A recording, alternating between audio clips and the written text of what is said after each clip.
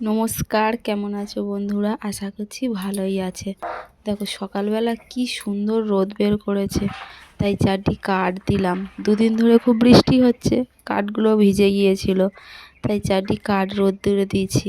আর এই দেখো, আমি গতকালের যে ঘাস কুচানো ছিল সেই ঘাসগুলো মুরগিকে দেবো।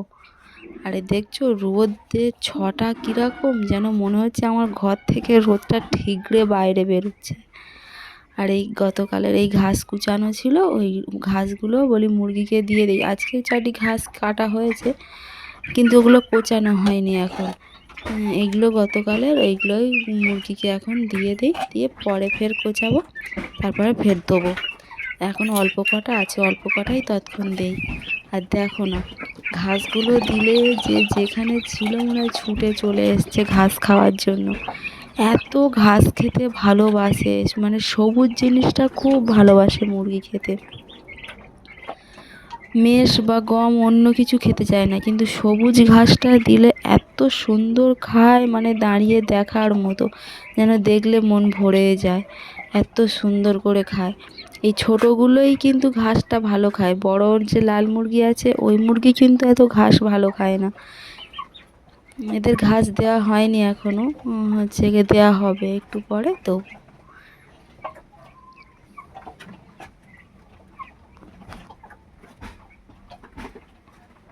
সাদা মুরগি আর লাল মুরগি সব আলাদা করে দিয়েছি, মাঝখান থেকে পার্টিশন দিয়ে আলাদা করে দিয়েছি। দেখ এবার দেখতে ভালো লাগছে না? ছোটোগুলো ছোটোদের মতো আছে, বড়গুলো বড়দের মতো। আগে কীরকম কাপড় দিয়ে ঘিরে রাখতাম, তখন অবশ্য খুব ছোট ছিল, ছোট থাকার কারণে কাপড় দিয়ে ঘিরে রাখতেই হয়, তবু এখন অনেকটাই বড় হয়ে গেছে। সকালে মেস খেতে দিয়েছিলাম, আর এদিকে জল দিয়েছি, আর এখন এই ঘাস দিলাম। ঘাস খেতে এরা খুব ভালোবাসে, ঘাস দিলে একদম ঝুমড়ে পড়ে খাবে।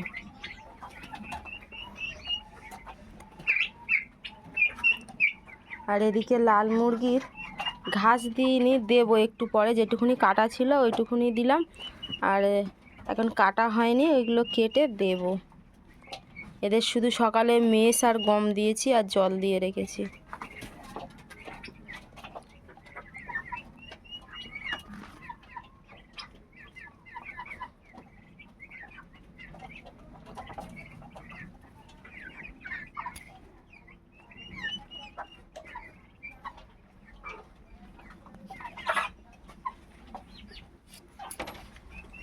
ঘরটা মাঝখান থেকে পার্টিশন করেছি।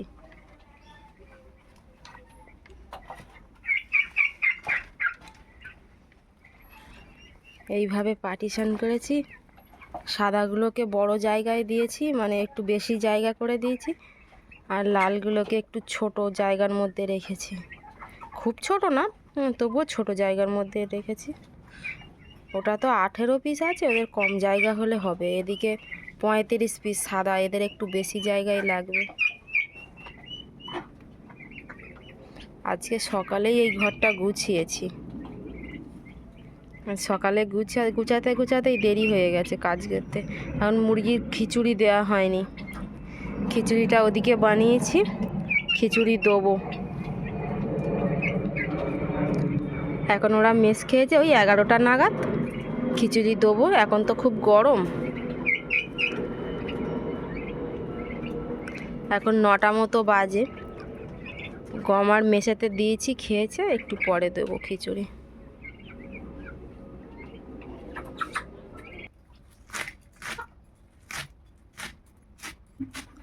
সকালে মাঠ বাদা থেকে 4টি ঘাস কাটা হয়েছে, ঘাস কেটে এনেছি, সেইগুলো কুচিয়ে নেই। ছোটো ছোটো করে না কাটলে তো ওরা খেতে পারে না, ওরা তখন ছোট। যখন বড় হয়ে যাবে তখন কিন্তু আর এই কাটার ঝামেলাটা থাকবে না, না কাটতে হবে, কিন্তু এত ছোট করে বা মিহি করে কাটতে হবে। তখন বড় বড় করে কেটে দিলে, ওই 2-3 গাঁট করে কেটে দিলে ওরা ঝপঝপ খেয়ে নেবে। কিন্তু এখন ছোট তো, যার জন্য একটু সময় লাগছে, ছোট ছোট করে কাটতে হয়। তো এই 1 গামলা ঘাস কেটে এনেছি, এবারে ছোটো ছোটো করে কুচিয়ে নেবো। 4টি কাঁচা খাওয়াবো, যেরকম এক্ষুনি ছোটো মুরগির দিলাম না, ওরকম 4টি কাঁচা খাওয়াবো। আর অল্প চারটি সিদ্ধ করব ওই চালের সঙ্গে দিয়ে। সিদ্ধ করলে ওই যে ধানের কুঁড়োগুলো হয়, ওই কুঁড়ো দিয়ে আর সিদ্ধটা মাখিয়ে দিলে সুন্দরভাবে খেয়ে নেয়। ঠিক আছে, চলো আমি ঘাস কাটতে থাকি, তোমরা দেখতে থাকো।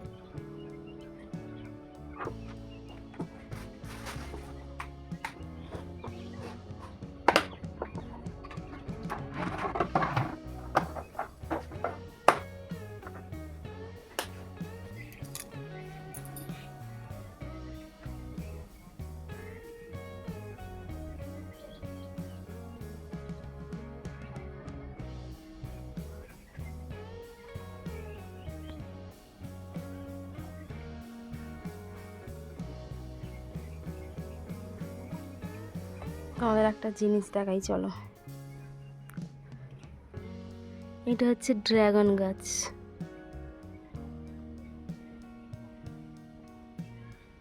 ড্রাগন ফল গাছ একটুখানি বড় হয়েছে। আর এইটা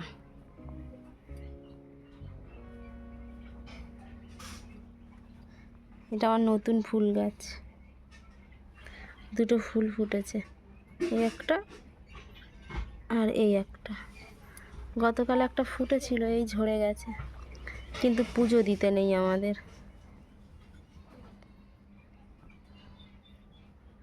পাশের বাড়ি একজনাদের মেয়ে হয়েছে, ওই জন্য পুজো দিতে নেই। আর এই আমার উচ্ছে গাছ, ছোট ছোট কটা উচ্ছেও ধরেছে, কটা মানে অনেক ধরেছে।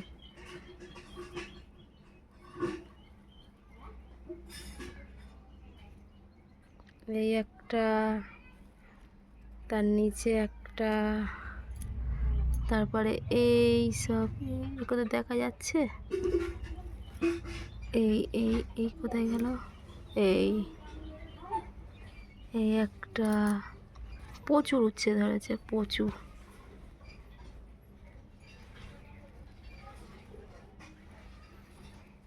এখানে ছোট্ট ছোট্ট উচ্ছে, আমার এই দুটো ফুল ফুটেছে।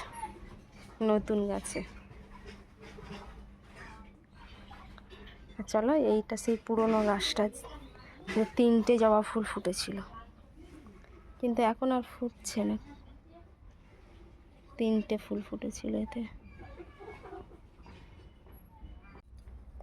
আমার মুরগির খিচুড়ি হয়ে গেছে। সকালবেলা ঘুম থেকে উঠে মুরগির খিচুড়িটা আগে করে নিয়েছি।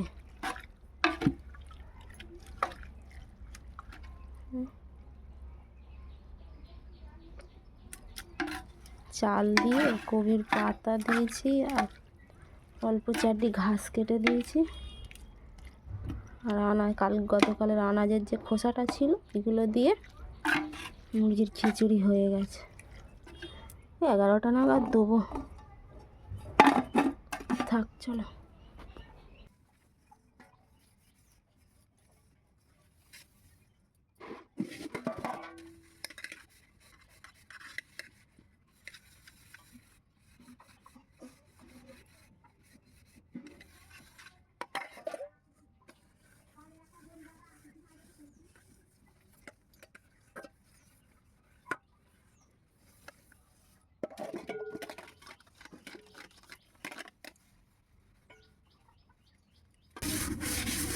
মুরগির খিচুড়িটা ওখানে হয়েছে, একটু ঠান্ডা হোক, তারপর পরে দেওয়া হবে।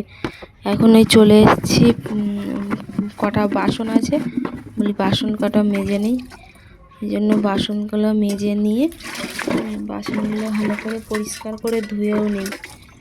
ধুয়ে নিয়ে তারপর আবার পরের কাজ। সারাদিন তো এই চলে, একটার পর একটা কাজ, একটার পর একটা কাজ। তারপরে বাসনগুলো মেজে ধুয়ে রেখে দিয়ে ভাবলাম গ্যাসের এইখানটা একটু পরিষ্কার করে নেই। গ্যাসটা প্রচুর নোংরা হয়ে গেছে। রুটি হয়েছে সকালে, রুটির ওই যে ওই আটার ধুলোগুলো ওইগুলো পড়ে গ্যাসটা প্রচুর নোংরা হয়ে গেছে। তাই ভাবলাম গ্যাসটা পরিষ্কার করি, আর সাথে পাশের যে র্যাকটা আছে না বাসন থালা রাখা, ওইটাও পরিষ্কার করে নিই। ওইটা তো সাদা, তো সাদা জিনিসটা দেখবে একটু বেশি তাড়াতাড়ি নোংরা হয়ে যায়। তাই ভাবলাম পরিষ্কার করে নিই। আবার সাদা জিনিসটা বেশি তাড়াতাড়ি নোংরা হয় ঠিকই, কিন্তু পরিষ্কার করে নিলে যেন সাদা জিনিসটা একটু বেশি দেখতে ভালো লাগে বাড়ির মধ্যে। অন্য কালারের থেকে সাদা কালারটা যেন মনে হয় একটু বেশিই টানে চোখে। তারপর দাওয়াটা ওইখানটায় পরিষ্কার, একটা পরিষ্কার করে গ্যাস ট্যাস পরিষ্কার করে এবার ঘরের ভেতরে মুছতে চলে এসেছি। ঘর দাওয়া একেবারে মুছে বেরোবো। ঘর দাওয়া মোছা হয়ে গেলে দেখবে মনে হয় যেন আলাদাই একটা শান্তি। তার মানে যেন মনে হয় ঘর বাড়ি পরিষ্কার, তো ব্যাস অনেকটা কাজ হয়ে গেল।